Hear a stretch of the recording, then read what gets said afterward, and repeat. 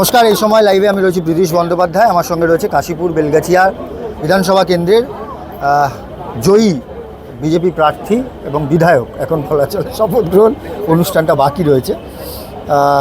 কি বলবেন? প্রথম রিয়াকশন নেব, কেননা একটা দীর্ঘদিনের লড়াই এবং আপনি অনেক কিছু দেখেছেন পার্টির, দীর্ঘদিন ধরে লড়াই করে আসছে, কি বলবেন?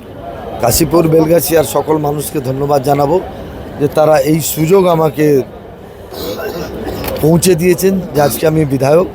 দল নমিনেশন দিয়েছে আর মানুষ তাকে স্বীকৃতি দিয়েছে। আজকের দিনে এইটুকুই থাক, বাকি কথা পরে বলবো।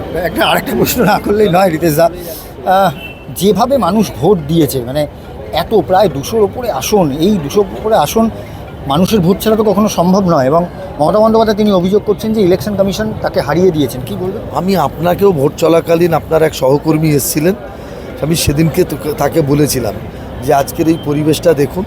আর ও ভোট প্রচার করার সময় আমার সাউন্ড বাইট তিনি নিয়েছিলাম, আমি বলেছিলাম এই বাইকটাকে প্রোটেক্ট করে রাখবেন, 4 তারিখ বেলা 12টার পরে এই বাইকটা আমি শুনে নেবেন, তাহলে আর আমার নতুন করে রিয়াকশান নেওয়ার দরকার হবে না। যা সেদিনকে বলেছিলাম আমি আজও সেই কথাই বলছি। এটা সাধারণ মানুষের বাংলার সাধারণ মানুষ এই পরিবর্তন ঘটিয়েছেন।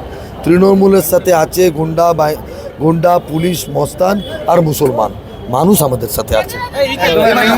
আমি দেখানোর চেষ্টা করলাম কাশীপুর বেলগাছিয়া বিধানসভা কেন্দ্রের জয়ী বিজেপি প্রার্থী রিতেশ তিওয়ারি, তিনি আমার সঙ্গে ছিলেন এবং আদতে এই জয় মানুষের জয় বলেই তিনি কিন্তু বললেন। ক্যামেরায় কিশোর মুখোপাধ্যায়ের সঙ্গে প্রীতিশ বন্দ্যোপাধ্যায়, এই সময় লাইভ।